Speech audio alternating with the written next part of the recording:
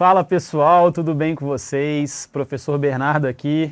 Professor Daniel. Primeira coisa, pessoal, pedir desculpa pelos problemas técnicos, vamos tentar recuperar aqui a credibilidade, entregando um baita conteúdo para vocês, tá? Primeira coisa que a gente quer dizer é parabéns, né, pela aprovação na residência de oftalmologia, que é uma das residências mais concorridas do país, né?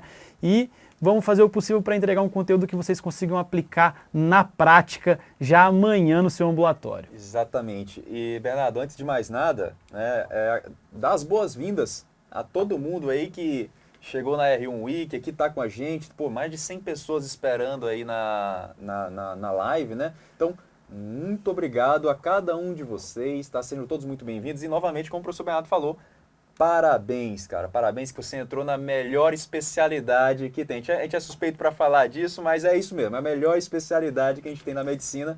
Meus parabéns, super concorrido. Então, os R1s aí estão realmente de parabéns, né? E a primeira coisa que a gente quer é explicar o modelo da R1 Week, por que a gente pensou nesses temas. Primeiramente, porque vocês estão aí no curso básico agora, e o curso básico, o que ele não é básico, né? Exato. Acho que o pessoal aí deve ter percebido que os cursos básicos são tudo, menos básico.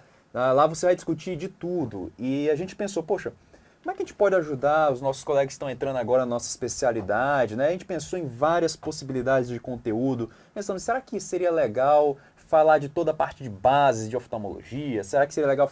A gente pensou, não, né? É muita coisa, né, Bernardo? Assim, se você querer falar de tudo de oftalmologia, eu acho que é algo como, assim, querer conquistar o mundo, né? Dominar o mundo, eu acho que não é bem assim, né? Pois é, o conhecimento ele é construído paulatinamente, não adianta a gente querer saber tudo de uma hora para outra, ainda mais em oftalmo, que a gente entra, a maioria das pessoas com conhecimento muito raso, né? Então o que a gente pensou? Vamos entregar um conteúdo prático, um conteúdo direto, que ele consiga aplicar realmente no dia a dia e que não é entregue no curso básico. Porque no curso básico a pessoa quer te ensinar ergue antes de você saber fazer uma boa anamnese, um bom exame físico, né? Então... E a gente não pode esquecer, né, Bernardo, que qual é a realidade do residente, do R1? Né? Ele acabou de entrar na residência, é ou não é? Disse a situação não é mais ou menos assim, né? R1 e afazeres, não é assim, Bernardo? E é muita coisa que o residente tem que lidar, né? E o conteúdo ele é muito extenso. E o que eu quero que vocês entendam é que você não precisa aprender tudo agora, nesse curso básico, ou hoje na R1 Week. Não, a gente vai estar junto com vocês ao longo do ano inteiro, entregando um conteúdo que é valioso, né, Bernardo? Pois é, porque o R1 ele tem que fazer papel burocrático, tocar enfermaria, normalmente pega os casos mais complicados do ambulatório, ainda tem um R+, que não alivia. Tá de olho. Né? E, além disso, ele tem que estudar uma especialidade totalmente nova que ele não conhece, não sabe as fontes, não sabe por onde estudar. Então, Exato. É difícil a vida do R1. Por isso a gente quer tentar ajudar, tentar simplificar, e a ideia da R1 Week é essa. Exatamente. A ideia da R1 Week é justamente isso que o professor Bernardo falou. É te entregar um conhecimento agora que eu sei que você vai usar amanhã. Vai usar amanhã. Por exemplo, para não acontecer o que aconteceu comigo e com o professor Bernardo. Quando a gente entrou na oftalmologia e eu dei de cara com o paciente, eu não sabia, por exemplo, poxa, o que é interessante de eu discutir numa anamnese oftalmológica? O que é importante? Poxa, o nosso dia 1, hoje, é destinado a esse tema. Nada mais justo, né, Bernardo? Acho que aí não tem nem o que discutir, né? Pois é, a anamnese é a parte mais importante da medicina, então a gente tem que saber fazer uma boa anamnese, porque a anamnese oftalmológica ela é diferente da clínica médica. Não vai querer fazer aquela anamnese igual o professor Daniel, de 2 páginas na oftalmologia. Não. Mas também não vai fazer igual sucinto, igual o nosso colega lá que no ambulatório de catarata, falaram para ele que era só saber se opera ou não opera, ele colocou paciente com catarata, conduta FACO. Não é assim também. Exatamente. Tem que saber o que perguntar, e isso que a gente vai te entregar hoje na aula 1. Exatamente. Aula 2, pessoal, a gente vai discutir a segunda etapa. A gente vai aqui entregar para vocês o que a gente... Não existe uma regra, né, Bernardo? Mas a gente acredita que seguindo esses passos você vai conseguir fazer um exame padrão ouro aí na oftalmologia. A gente vai entregar para vocês uma organização do teu exame para que quando você finalizar este exame físico, você possa ter certeza assim, poxa, eu fiz um bom exame no meu paciente, eu consigo ali chegar, tenho as informações para chegar no diagnóstico, né, Bernardo? Pois é, e na aula 3 a gente vai falar dos principais instrumentos cirúrgicos que você não pode deixar de saber para começar bem a sua residência. Então, seu chefe ou o seu R+, vai chegar lá na cirurgia, no meio da cirurgia vai te pedir uma pinça bolinha ou vai te pedir uma pinça, né, colibri ou então uma vanas, e você não pode falar, pô, não sei o que que é, né? Então a gente vai te explicar quais são os principais instrumentos cirúrgicos, os mais básicos, a aplicação de cada um. É claro que a gente não quer te ensinar a operar aqui, isso você vai aprender ao longo de 3 anos, mas a gente quer que você não dê bobeira e não decepcione o seu chefe, não tome aquela bronca por não conhecer um instrumento básico. Então é isso que a gente vai te entregar na aula 3. Isso aí. Show de bola. E, claro, né? Tem material, né, Bernardo? Tem um materialzinho bonitinho aqui. Quando a gente falar de anamnese aqui, já é a primeira parte desse material que a gente vai estar entregando aqui para vocês, que é o e-book aí que a gente preparou da semana do R1. E nesse e-book a gente vai deixar bem organizado para vocês aí todo o passo a passo da anamnese, o passo a passo do exame físico, para vocês aí irem treinando ao longo da residência. Isso aí deixar bem medular, né? E a senha para abrir o e-book vai estar no final da aula, então fica até o final. E qual que é a ideia desse e-book? É você justamente baixar no seu celular, ou até imprimir se você quiser, levar para o seu ambulatório e você seguir o passo a passo, até que isso fique sistematizado na sua cabeça. Exato. Então vamos para a primeira parte. Primeira parte, dia de hoje, dia 14, é o quê? Anamnese oftalmológica, a nossa primeira página do nosso e-book ali. E a gente tem alguns tópicos para discutir aqui. O primeiro tópico não poderia ser diferente. Na medicina é assim, na oftalmologia também é o quê? Identificação do nosso paciente. E aqui em identificação, Bernardo, eu elenquei alguns pontos importantes. Primeiro ponto ali, nome, né? A gente é médico, a gente tem que conquistar a confiança do nosso paciente, nada mais justo do que a gente tratar o paciente pelo nome. Então isso é fundamental, né? Com certeza. Agora, do ponto de vista de diagnóstico, o que vai te ajudar são ali os outros 4 elementos: idade, sexo, etnia e profissão do nosso paciente, sendo que aqueles 3 primeiros ali realmente, eles para o diagnóstico são fundamentais. Profissão ajuda, mas não é tão importante quanto os 3 primeiros. Os 3 primeiros definem muita coisa, né, Bernardo? Com certeza. A oftalmologia é uma especialidade que o reconhecimento dos padrões é muito importante. A gente vai mostrar com alguns exemplos. De repente, só você sabendo a idade, o sexo e a etnia do paciente e a queixa principal, você já consegue matar a maioria dos diagnósticos através desse reconhecimento de padrões que a gente vai começar a desenhar aqui. Exatamente. Por exemplo, olha só, se eu falo para alguém, se eu falo para algum outro médico oftalmologista, a seguinte informação: olhou, bebê e massa intraocular, tumor intraocular, não tem como, ainda mais hoje em dia, né, que está na moda, a gente não lembrar do retinoblastoma. Perceba que a epidemiologia me chama muita atenção. Olhou uma criança com tumor intraocular, eu sei que eu tenho que pensar, eu não sei que tumor é esse ainda, mas na minha cabeça eu sei que o principal tumor primário maligno intraocular da infância é o retinoblastoma. Então tem que ter essas associações, né? E é por isso que a gente faz o chamado teste do olhinho, ou teste do reflexo vermelho, desde lá do berçário, na maternidade. E deve ser repetido em toda a consulta oftalmológica, justamente para você não deixar passar um tumor que pode causar cegueira e pode matar uma criança. Então, como o professor Daniel falou, pegou uma criança com um tumor intraocular, a gente tem que pensar em retinoblastoma e a gente vai seguir no diagnóstico, nos métodos complementares, mas só conhecendo a epidemiologia e o achado principal, a gente já consegue ficar muito perto do diagnóstico. Exato. Por exemplo, se eu mudar um pouquinho agora, continuar aqui, ó, muda um pouquinho. Agora eu vou falar de um paciente mais velho, de tonalidade, né, de uma cor mais ali clara, com tumor intraocular, aí já muda o cenário.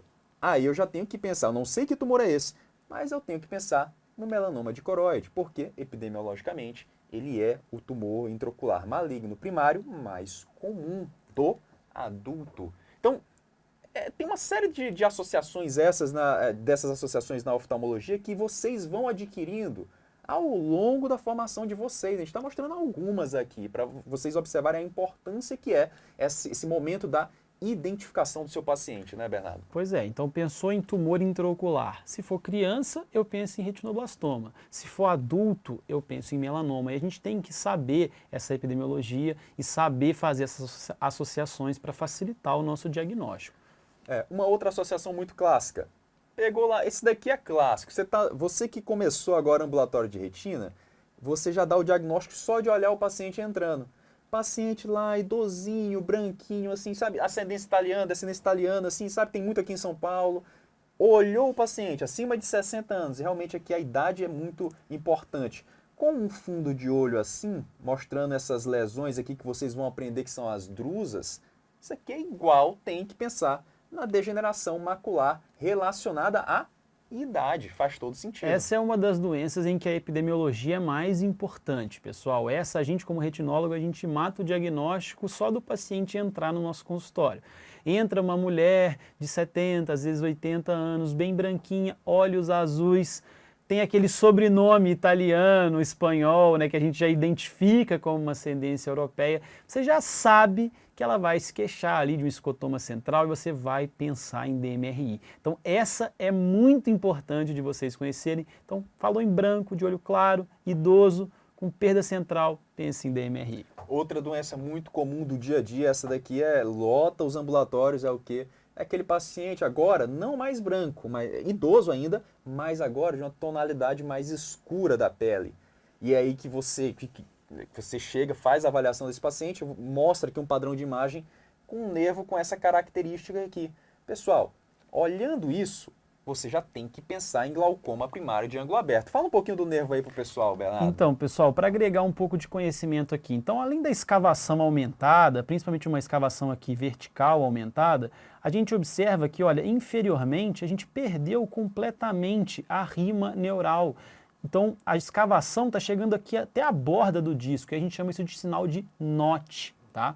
Além disso, apontado aqui pela seta, a gente tem uma hemorragia peripapilar, que é um sinal de glaucoma muito importante. Compara aqui com a região superior do disco, onde você tem a rima aqui vermelhinha, coradinha, né, alaranjada, enquanto aqui inferior ela foi totalmente perdida, tá? Então essa perda localizada do disco óptico, da rima neural, é um fator muito preditivo para glaucoma, e isso aqui vem associado a um defeito de campo muito característico, que é o degrau nasal, tá? Então, falou em homem negro, maior que 50 anos, com esse nervo, não tem outro diagnóstico que não glaucoma de ângulo aberto. E a gente não colocou, mas a epidemiologia do glaucoma ela é muito interessante. Por exemplo, o glaucoma de ângulo fechado já seria uma mulher idosa, geralmente de ascendência asiática. Então é muito importante a gente conhecer a epidemiologia do nosso paciente para dar os diagnósticos. E aquela coisa, né? Não se preocupe agora de, nossa, vou pegar todos esses detalhes. Isso aí, pessoal, você vai construindo ao longo do tempo. O importante é você reconhecer que você tem que ir atrás dessas informações. Tudo bem? E você vai montando o seu conhecimento aí. A gente falou de criança, falamos de idoso, falamos ali de adulto, jovem também. Se você encontra, por exemplo, uma jovem com uma pele mais pigmentada ou ascendência asiática, que no exame você encontra achados inflamatórios, isso aqui são os precipitados ceráticos que vocês vão cansar de ver ao longo da residência, associado a esse aspecto de descolamento de retina exudativo bilateral.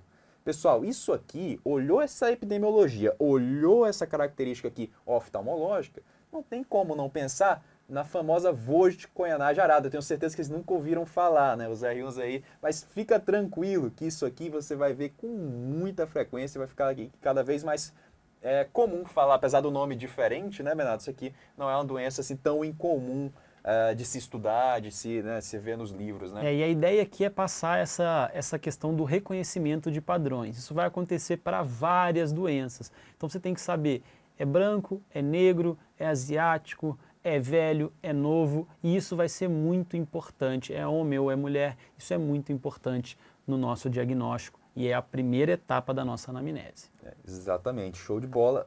A gente não falou muito de profissão, né, Bernardo? Mas é importante essa informação também, tá, pessoal? Porque nem sempre pelo diagnóstico. Existem sim algumas doenças oftalmológicas muito relacionadas à profissão do nosso paciente, mas é importante você ter isso. Por exemplo, se teu paciente é um paciente que aqui o tempo inteiro ele está usando a visão para perto, está o tempo todo ali trabalhando com o computador, por exemplo, e é um paciente já de mais idade, poxa, é natural que você entenda qual é a distância que ele costuma trabalhar para prescrever um óculos de maneira adequada. Da mesma maneira, agora com pandemia, todo mundo no celular, os jovens estão vindo muito aqui no consultório, por quê?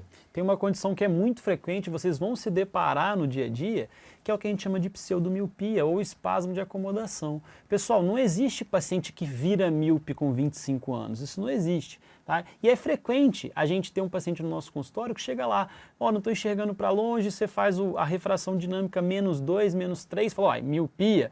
Mas não existe isso. Aí o paciente fala, nunca usei óculos na minha vida, apareceu miopia agora. Pessoal, isso chama espasmo de acomodação. O paciente está contraindo muito o músculo ciliar para ver de perto e isso está impedindo que ele relaxe o músculo ciliar para ver de longe. Então você vai lá, cicloplegia, o paciente, essa miopia some e você vai tratar ele corretamente, que não é prescrevendo óculos para miopia, né? Então é orientando higiene da visão. A profissão que vai dar essa dica para você, o estilo de vida da pessoa que vai dar essa dica. Existem profissões que realmente têm doenças muito específicas. Essa daqui, por exemplo, pacientes que trabalham perto de objetos de alta temperatura podem desenvolver o que a gente chama de esfoliação capsular, né? A esfoliação verdadeira da cápsula do cristalino. Olha, difícil de ver na prática, mas nos livros tem. Então, só para você observar essa relação. Algumas doenças realmente são relacionadas a algumas profissões. Agora, tem uma condição que aí sim é frequente na sua prática, vai aparecer no seu pronto-socorro 3 horas da manhã, vai te acordar lá para você atender, que é o soldador, né? Ceratite por solda. Então, a solda elétrica provoca uma queimadura corneana que causa muita dor e fotofobia no paciente. E, geralmente, o quadro inicia na madrugada. Então, esse paciente vai chegar para você no pronto-socorro e você tem que saber reconhecer que se ele é um soldador, a chance dele ter queimado essa córnea é muito grande. O mesmo vale para os pacientes que mexem com lixadeira, com maquita, que podem cair corpo estranho na córnea, que é uma coisa muito frequente, a gente vê direto, né? A gente até colocou no nosso Instagram alguns casos clínicos sobre isso. Então, a profissão do paciente vai expor ele ao risco do corpo estranho. Exatamente. Exatamente. Luz solar, né? A luz solar aqui, o paciente que está o tempo inteiro trabalhando no sol,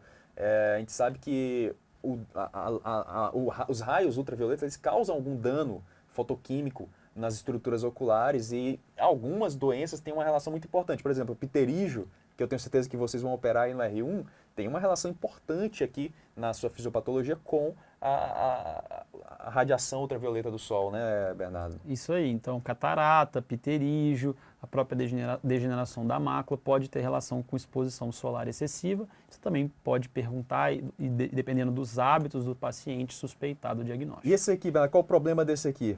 Então, o paciente que trabalha em posto de gasolina... Além da gasolina tá cara. A gasolina tá cara. Qual é o problema desse aqui? Essas substâncias aí presentes no querosene, na gasolina, podem ser cancerígenas, podem predispor aí a tumores de superfície ocular. Então, se o paciente trabalha com isso, você pode ter uma maior incidência ali de uma neoplasia de superfície ocular e faz parte também da investigação e da identificação do paciente. Exatamente. Agora, um que chama muita atenção são os esportistas, principalmente aqueles que estão envolvidos ali com algum esporte de mais contato. Você tem até uma história interessante aí, né? Pois é, pessoal. Então, assim, toma cuidado, mesmo atletas de alto rendimento tem que ter cuidado. Lá no Canadá, a gente tem um lutador muito famoso de MMA, quem gosta vai conhecer, que teve um descolamento de retina enquanto eu estava lá no Canadá. Então, quem está exposto a trauma contuso, toma cuidado. Está tendo essa moda do beach tênis agora. Já fiquei sabendo também de oftalmologista que teve descolamento de retina por bolinha de beach tênis. Então, faz parte também aí dos sinais de alerta dentro das atividades do paciente.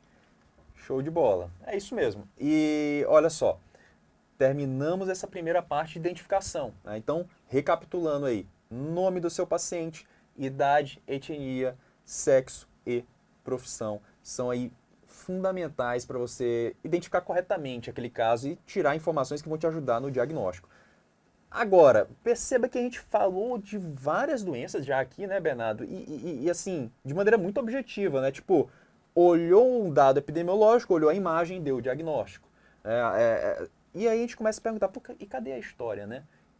Tanto diagnóstico assim, mas cadê a história? Né? Que a gente está acostumado na medicina, e você deve estar acostumado assim, você que acabou de entrar, com aquela história bem grande, né? Para depois começar a pensar no diagnóstico, que é um pouco diferente, né, no oftalmo. É importante? Claro que é, obviamente. Mas eu quero que vocês entendam Porque na oftalmologia, entender a identificação, reconhecer padrões de imagem é realmente algo muito forte para se fechar diagnóstico. E a história clínica vai ser muito mais direcionada, Exato. de acordo com o que você está pensando já de antemão. Tá? Então a história clínica aqui é muito mais objetiva, mas a gente vai mostrar aqui os dados importantes da história clínica do paciente. Começando por um que é fundamental, que é aquela primeira queixa que o paciente vai fazer para você. A queixa principal, aquilo que levou ele até você.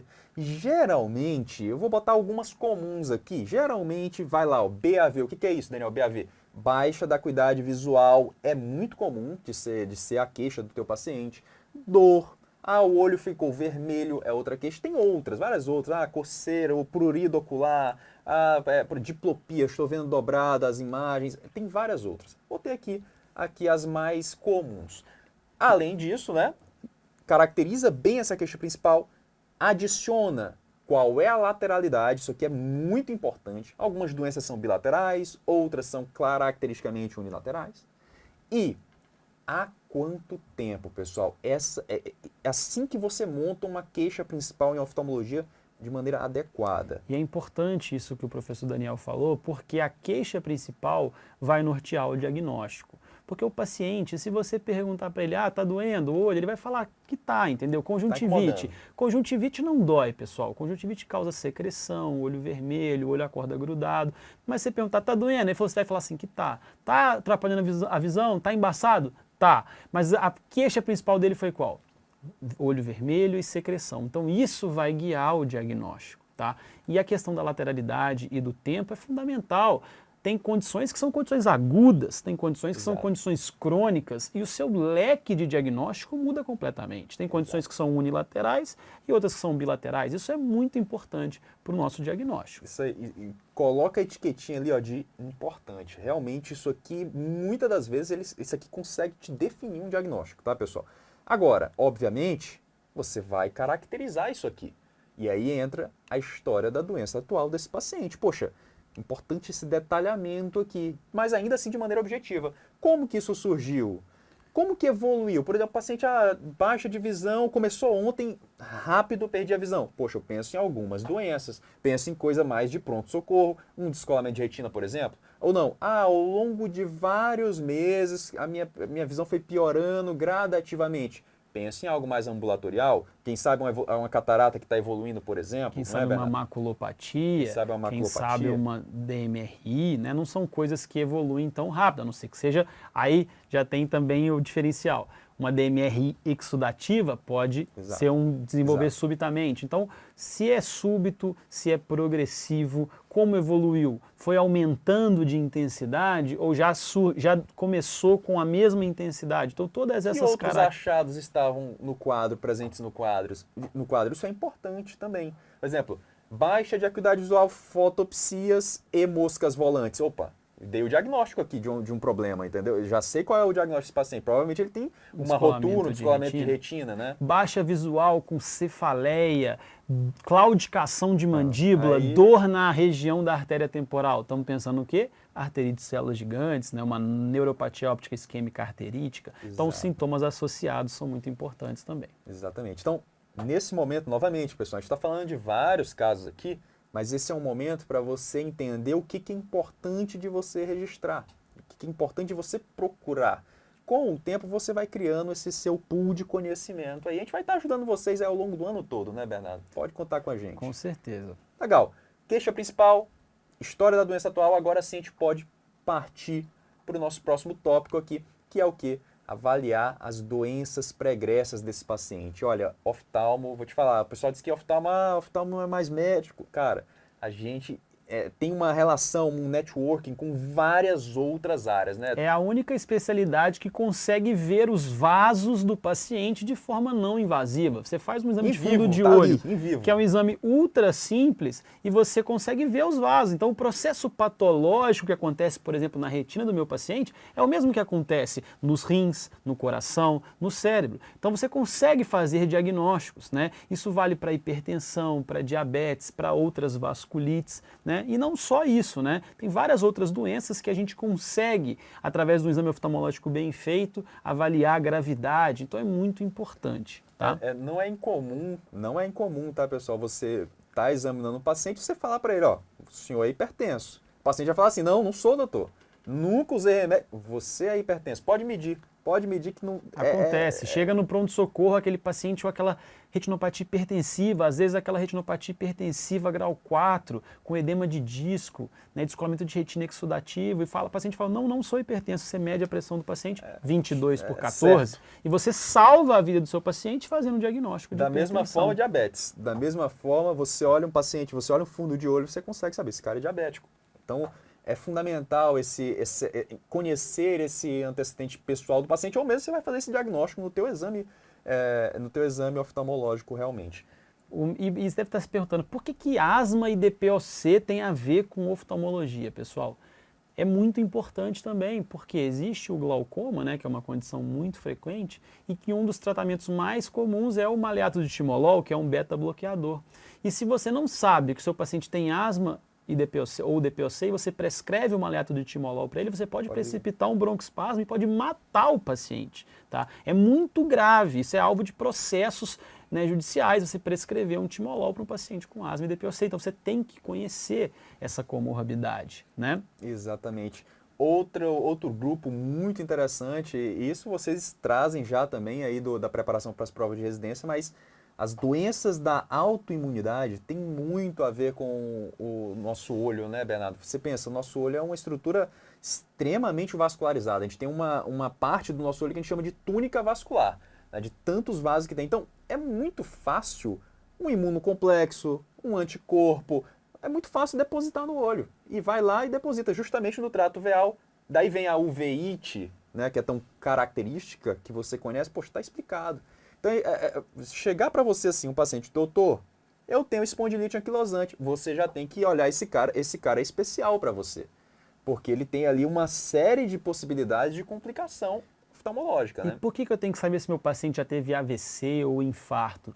Também porque um dos tratamentos oftalmológicos frequentes, que são os anti-VEGF, que a gente usa para tratar oclusões venosas, retinopatia diabética, DMRI, eles são contraindicados se o paciente tiver um AVC ou infarto recente. Então você tem que saber, tá? Arritmias e cardiopatias também têm uma relação íntima com os beta-bloqueadores que eu já mencionei, o maleato de timolol e outros beta-bloqueadores, que além de poder provocar broncoespasmo, pode provocar bloqueios atrioventriculares, ele pode provocar também uma diminuição da contratilidade miocárdica e bradicardia. Então você tem que saber, se o paciente tem um bloqueio atrioventricular prévio, você também não vai prescrever o maleato de timolol. Então é muito importante conhecer as doenças pré-existentes do nosso paciente. Inclusive essa questão que você falou aqui de infarto prévio, arritmia, cara, isso aqui é importante até no pré-operatório dos seus pacientes, tá?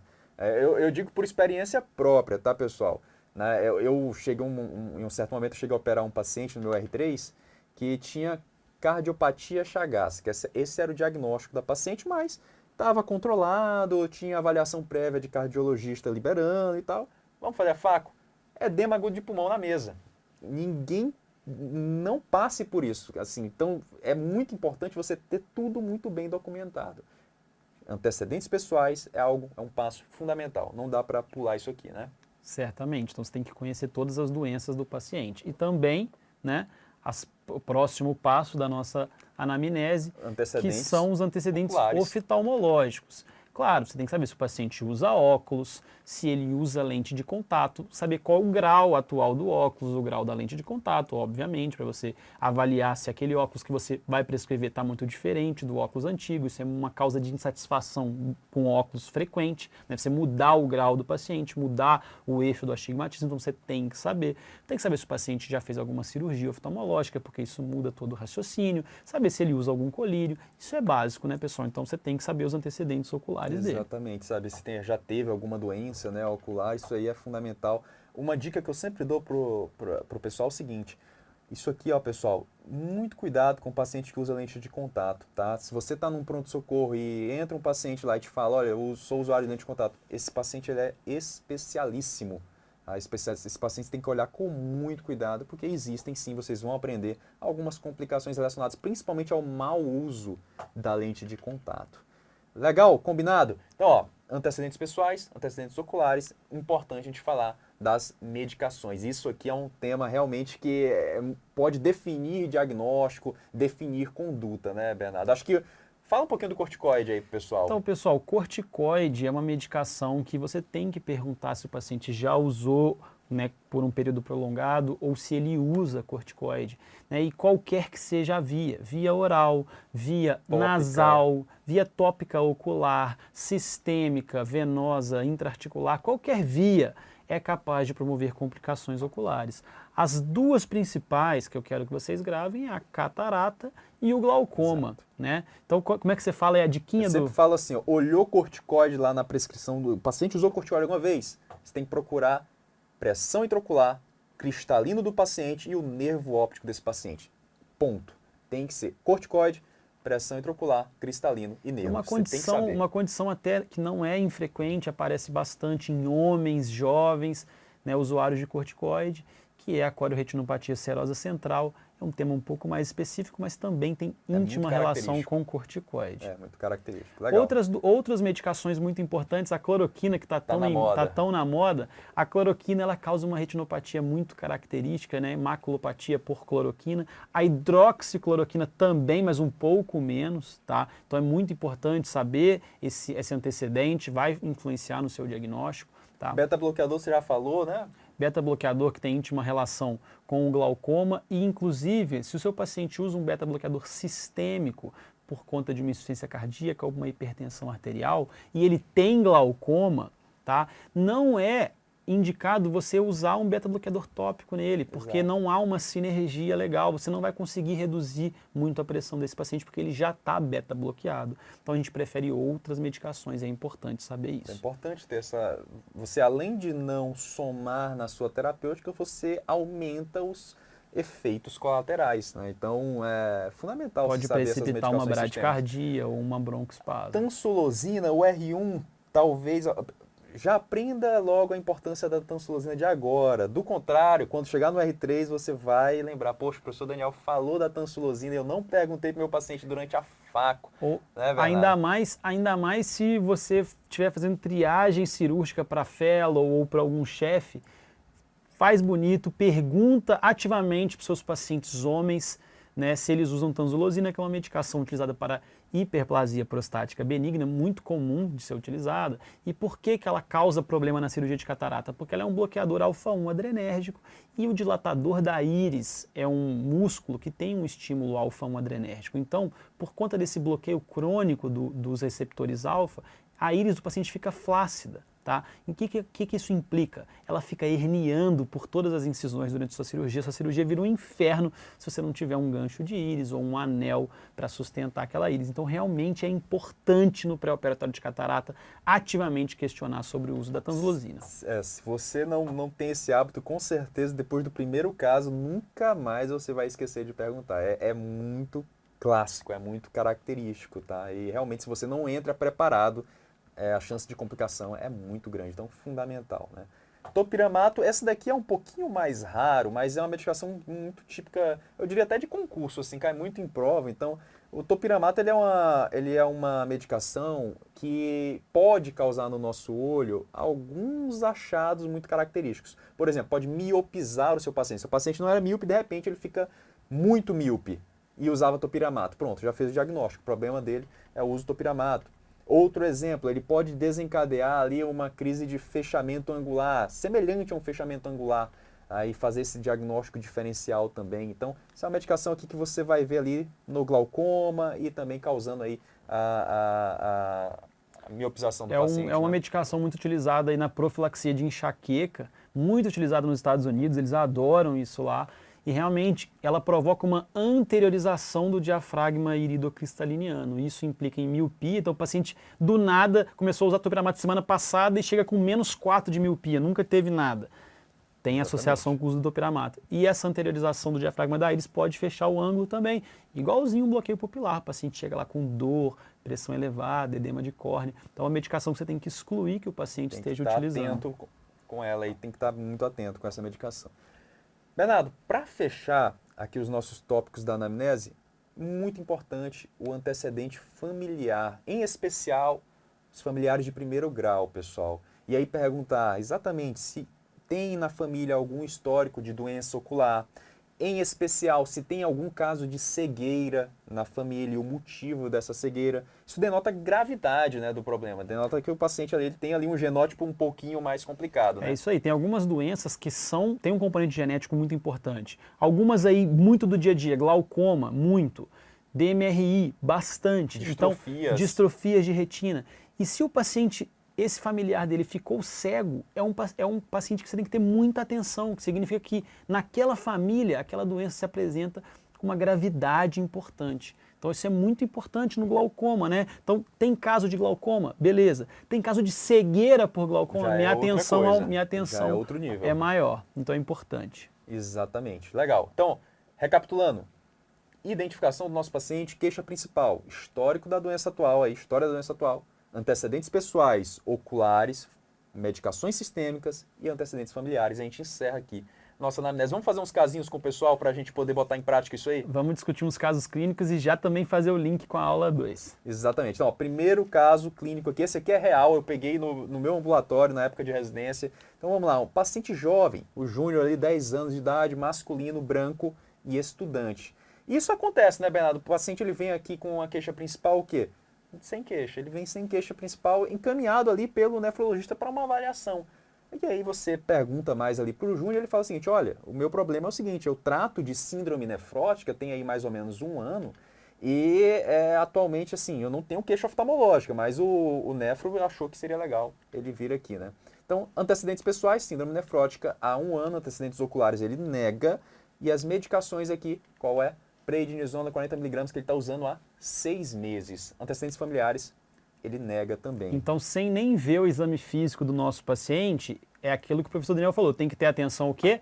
À pressão intraocular, ao cristalino do paciente e ao nervo óptico, Exatamente. Por conta desse uso crônico de prednisona em altas doses São nesse esses caso. 3 pontos, pressão intraocular, cristalino e nervo óptico. E ó, agora faz todo sentido, né? O paciente jovem tem síndrome nefrótica, é clássico do paciente mais jovem mesmo. Para tratar, está usando prednisona. Opa, o que é o problema oftalmológico que eu tenho que estar atento aqui? Justamente o uso do corticoide. E aí eu vou liberar para vocês aqui uma parte do exame oftalmológico padrão ouro aqui, que é a biomicroscopia. É tema da aula 2 isso aqui, tá, pessoal? Mas a gente vai liberar para a gente fechar aqui o nosso diagnóstico. O que ele tinha? A única coisa que ele tinha de alteração, pessoal, era justamente aqui, ó. A gente vai explicar para vocês o que é esse tipo de iluminação, tá? Mas aqui você está vendo o quê? Pupila do paciente dilatada, cristalino dele. E ó, tem aqui uma sujeirinha, né? Sujeirinha no cristalino é o quê, pessoal? Catarata, tá? Então, opacificação de cristalino a gente chama de catarata em oftalmo. Essa daqui é muito clássica, Essa né? é clássica do usuário de corticoide, que é a catarata subcapsular posterior, tá? Clássico, clássico, clássico. E é uma catarata que logo no princípio, não era o caso do nosso paciente ainda porque ela está bem pequenininha, mas logo no princípio ela causa uma baixa visual profunda, porque ela está lá próximo à cápsula posterior e próximo ao ponto nodal do olho, que é um ponto muito importante na refração do paciente. Tá? E essa catarata subcápsula posterior, para agregar um conhecimento aí para vocês, ela tem uma característica de causar uma baixa visual predominantemente nos ambientes mais iluminados. Tá? O paciente às vezes fala, de noite a minha visão melhora. Tá? E também na leitura. Por que isso acontece? Porque tanto nos ambientes iluminados quanto na leitura, a gente tende a fazer uma miose. Então a pupila fecha. E isso faz com que os raios luminosos passem bem no centro, catarata, né? bem onde está a catarata. Ao passo que quando a pupila está um pouco mais midriática, os raios conseguem passar no entorno dessa catarata. Então isso é muito característico. O paciente está se queixando de uma visão melhor à noite, ou então que a visão piora muito na leitura, pensa na possibilidade de uma catarata subcapsular posterior. Show de bola. Esse é o caso 1. Caso 2 agora, pessoal, olha só, vamos lá. Caso 2 é de uma paciente jovem, Carol, 25 anos, feminino, branco, youtuber. A queixa dela é a seguinte, refere dor ocular há 3 dias no olho direito. Opa, é uma dor aí mais aguda, né? Esse tipo de queixa eu espero num ambiente de pronto-socorro, e foi o caso aqui. O paciente comparece ao pronto-socorro referindo início de forte dor ocular em olho direito há 3 dias e relata ainda piora progressiva da acuidade visual, sem outras queixas associadas. Dá para fazer algum diagnóstico ainda? Não, ainda não. Não mas, assim, existem alguns sinais de alerta. Primeiro, Exatamente. a piora progressiva da acuidade visual junto com a dor é um sinal agravante. Então, é um paciente que a gente tem que ter um cuidado maior. Se o paciente tem só um incômodo, só uma secreção, só um olho vermelho, é uma coisa. Agora, se ele tem uma baixa visual progressiva, isso é um sinal de alarme importante. Então, já fico mais atento aqui com essa paciente. Exatamente, exatamente. Esse é um conceito muito importante no pronto-socorro, né? No pronto-socorro vocês vão ver que você tem que diferenciar aquele paciente que tem uma doença grave do paciente que muitas das vezes ele está passando ali pelo pronto-socorro só para dar aquela passada, entendeu? Isso é muito comum. Então, esse caso aqui, opa, cuidado. Baixa de acuidade visual e dor ocular são sinais que você tem que ficar atento, tá? Antecedente pessoal, ela disse que não tinha nenhuma doença sistêmica e que do antecedente ocular, o único problema que ela tinha era miopia, que ela estava tranquila porque ela dizia que usava lente de contato. E assim, sempre pergunte isso. Como você usa lente de contato? No caso dela, ela dormia com as lentes, tá? Isso é importantíssimo. Então, a lente de contato é fantástico. Eu e o professor Daniel, os dois estamos aqui de lente de contato, mas tem que saber usar, tem que saber conservar as lentes, tem que saber fazer o descarte correto das lentes. E dormir com a lente é algo muito ruim, muito prejudicial. Por quê? Porque de noite a gente fica com as pálpebras fechadas, o que já diminui a disponibilidade de oxigênio para a nossa córnea, porque o oxigênio vem do ar atmosférico. E como você tem ainda uma lente de contato, isso atrapalha ainda mais o oxigênio chegar na córnea. Então essa córnea sofre hipóxia e predispõe à infecção, tá? Não subestime a capacidade dos pacientes de serem tigres na hora de usar lente de contato. Eu falo isso por causa própria. Minha mãe usa lente de contato tudo errado, dorme de lente, eu falo com ela e não adianta. Então, assim, isso que tem um exemplo dentro de casa. Então, os pacientes usam a lente muito incorretamente. Então, toma cuidado, questiona o paciente como ele usa, porque isso é um fator de risco muito importante para infecções corneanas. Exatamente. Continuando a historinha dela aqui, olha só, medicações e antecedentes familiares nega, mas aqui já dá pra gente imaginar o que é o problema, né? É clássico eu estou isso aqui, pensando numa paciente com alguma infecção na córnea, alguma úlcera de córnea por conta do quadro de dor aguda, perda visual, usuário de lente de contato incorreta. Primeira, segunda e terceira hipótese. Já se desenhou. E aí você tem que fazer o quê? No teu exame você vai direcionado para isso. E aqui liberando só a parte também do que era de mais importante no nosso paciente, sempre lembrando, lente de contato é igual paciente especialíssimo, muito cuidado com esse paciente. No exame físico se confirma a principal hipótese, né? Você olha lá, paciente com a iluminação direta difusa, aqui você vai olhar o quê? Córnea do paciente, no centro da córnea, uma região de opacificação, meio que com um infiltrado denso aqui. O que é isso, pessoal? Isso aqui é uma úlcera de córnea, tá? E num local perigoso, né? Esse aqui tem critério de gravidade, por quê? Porque está no meio da córnea do nosso paciente, então afeta muito a as visão. úlceras maiores, as úlceras centrais e as úlceras que cursam com afilamento corneano são aquelas que a gente chama de úlceras mais graves. Então a gente tem que coletar material, então vocês vão aprender a coletar, é fundamental mandar para a cultura para a identificação do agente. E você vai começar geralmente com antibiótico fortificado. Exato. Nesse caso. Não são os antibióticos comercialmente disponíveis, e sim os fortificados. Então, para agregar conhecimento aqui para vocês, geralmente uma cefazolina para cobrir gram positivo e uma gentamicina ou tobramicina para cobrir gram negativo. Né? E a gente está pensando aqui em bactéria, tá? Pelo aspecto da lesão. Então você tem uma lesão bem aí focal, bem úmida, né? Com bastante evolução rápida, com bastante infiltrado. É diferente do aspecto, por exemplo, fúngico ou outros aspectos, por exemplo, a cantameba, que vocês vão estudar aí ao longo do ano. Exatamente, show de bola. Esse é um quadro bem aí emblemático, né? Terceiro casinho aqui, olha só, vamos lá. João, de 70 anos, masculino, negro, aposentado. Já dá para fazer o diagnóstico, né? É o clássico que a gente falou aqui, mas vamos continuar. Queixa do João. Piora progressiva da acuidade visual há anos.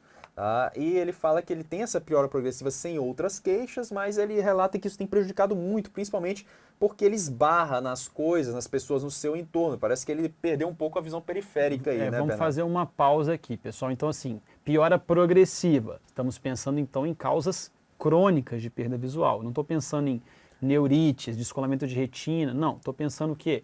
Causas crônicas. Pode ser um glaucoma, pode ser uma catarata. E aí, pela descrição da queixa, pessoal, perda de campo visual. Pela epidemiologia, né, um idoso negro, é muito comum glaucoma de ângulo aberto nessas pessoas. E a queixa do paciente de que está esbarrando nas pessoas significa que ele está perdendo o campo periférico. Então, tudo fala a favor de glaucoma. Mas vamos continuar aqui o raciocínio. DPOC, tabagismo. Já começa a tomar um cuidado aqui, porque a gente sabe que esses pacientes com DPOC tem uma medicação que a gente usa muito no glaucoma que a gente não pode usar aqui nesses casos, né? Então, e também tem cuidado. Uma medicação que a gente usa na DPOC que pode favorecer glaucoma também. Então, exatamente. Atenção. Antecedentes oculares. Ele fala que ele sempre teve tranquilo e essa é uma queixa comum, né? Nunca foi ao oftalmologista e não, eu tô bem. Né? Nunca, assim, ele desconhece doenças pregressas, né? E de medicação ele usava o quê? Usava beta-2 agonista e o corticoide inalatório. Tá? As principais vias potencialmente causadoras de glaucoma associado ao corticoide, a principal via é a via tópica ocular mesmo, o paciente que usou colírio de corticoide por muito tempo. Então aquele paciente tigre que tem um olho vermelho, seja por um pterígio ou por uma blefarite, pinga corticoide por conta própria. Esse cara desenvolve glaucoma. Tá? Corticoide inalatório é mais raro, mas também pode ser causa, então é importante também a gente ter esse cuidado. O paciente que usa corticoide inalatório, ele também tem risco de glaucoma. E para finalizar, ele fala o seguinte, meu pai, ele estava cego de uma doença que a gente não sabe que doença é essa. Isso não é incomum de acontecer, pessoal, infelizmente. Tá? E isso chama atenção para a gravidade dessa doença. Né? O João está indo para o mesmo caminho se a gente não tomar uma conduta. Então, o que tem de importante aqui nesse caso? Né? Tem muito... A parte epidemiológica, a queixa principal do paciente, esse antecedente patológico vai influenciar diretamente o teu tratamento. Porque a gente não vai escolher um beta-bloqueador para ele, a gente vai preferir outras medicações. O corticoide inalatório que pode ter aí uma participação nesse aumento da pressão intraocular que esse paciente pode ter aí por conta que está causando também, está piorando esse glaucoma do paciente. E o fato dele ter um pai cego marca uma gravidade maior para esse glaucoma. A gente tende a ser bem agressivo no tratamento, porque a gente já sabe que é uma doença com um fenótipo grave. No exame físico, então, vou liberar aqui só algumas partes desse exame. Começando pela pressão intraocular aqui do paciente, 28, 29. Pessoal, vocês ainda vão aprender os valores normais, mas 28, 29 realmente está muito acima do convencional, né? 21, acima de 21 a gente considera o paciente como hipertenso ocular, 28, 29 é realmente muito elevado. Esta lente vocês vão conhecer mais na nossa aula 2, mas ela é o gonioprisma que a gente usa para avaliar o ângulo camerular, e no caso do paciente era um ângulo aberto.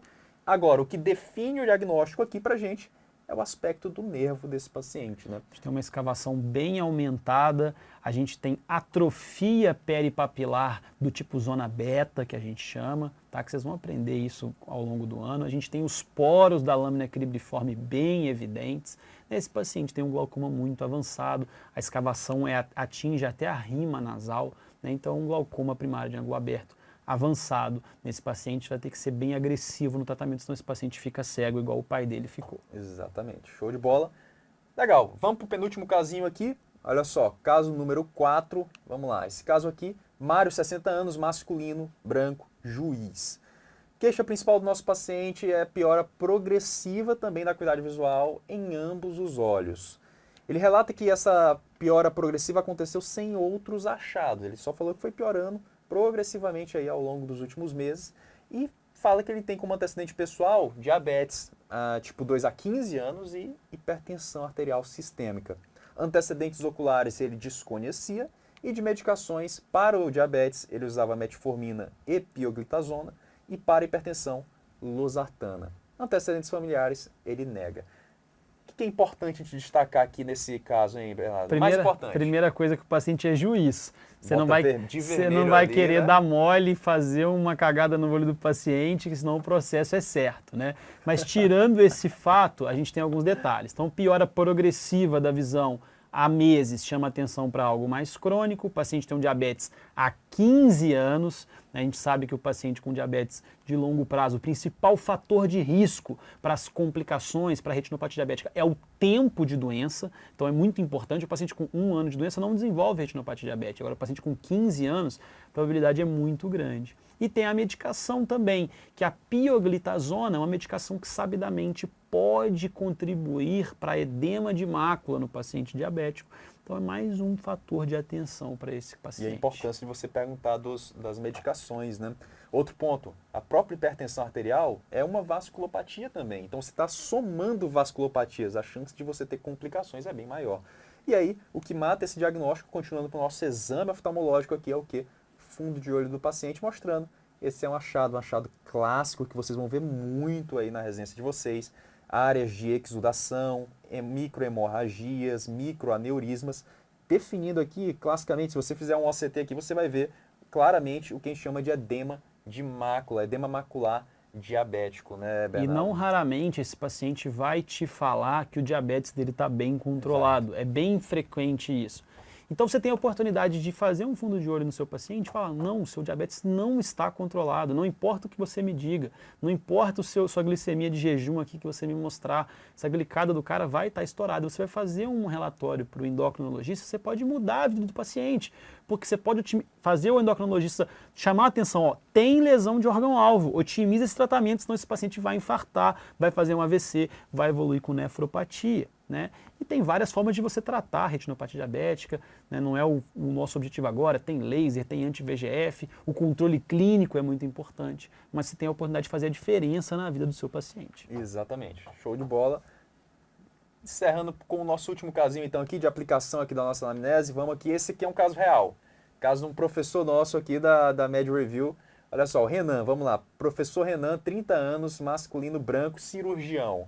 A queixa principal dele é a seguinte, ele fala que ele teve uma piora da visão no olho direito há 2 dias. Tá? Então, destrinchando um pouquinho mais essa queixa, o paciente refere uma baixa de acuidade visual, né, há 2 dias no olho direito, acompanhado de fotopsias e moscas volantes. Só com isso aqui é muito clássico, né?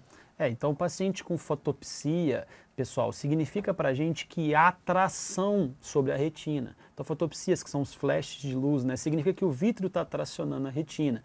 E as moscas volantes ou floaters também são marcadores muito importantes do descolamento do vítreo posterior, que é a principal causa de descolamento de retina. Então para esse paciente com baixa visual, após sinais claros de descolamento do vítreo posterior, não tem outro diagnóstico aqui como, né, o mais provável descolamento de retina, com certeza. E aí você prossegue na história, né, a gente vai continuar com o nosso padrão aqui de perguntas. Antecedentes pessoais, ele, ó, não, sou novinho aqui, eu sou jovem, não tenho nada, mas antecedentes oculares, ele tem algo aqui que é tiro e queda aqui na parte de descolamento de retina, que é o quê?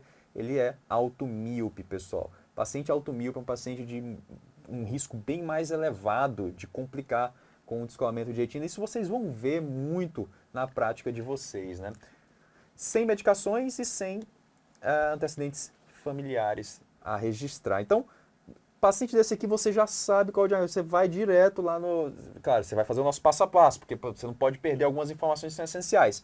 Mas esse paciente, você fecha esse diagnóstico fazendo fundo de olho. E aí, no fundo de olho, você vai observar essa imagem, que é uma imagem muito característica, né? Aquela retina descolada. Então, aqui, ó, toda essa região aqui, a retina está descolada. Essa região, a retina ainda está aplicada.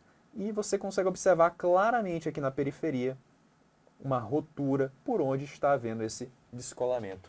Isso é chamado de descolamento de retina regmatogênico, que é um descolamento de retina associado à rotura retiniana, geralmente secundário ao descolamento do vítreo posterior.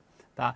E um fator muito importante que eu quero agregar aqui de conhecimento para vocês em relação ao descolamento de retina é que se você fizer o exame biomicroscópico do seu paciente com detalhes, geralmente você vai observar células do EPR no vítreo anterior do seu paciente. Então, quando você for fazer um exame de biomicroscopia antes do fundo de olho, vê se tem células do EPR no vítreo anterior, porque isso é um marcador muito importante de rotura na retina, tá?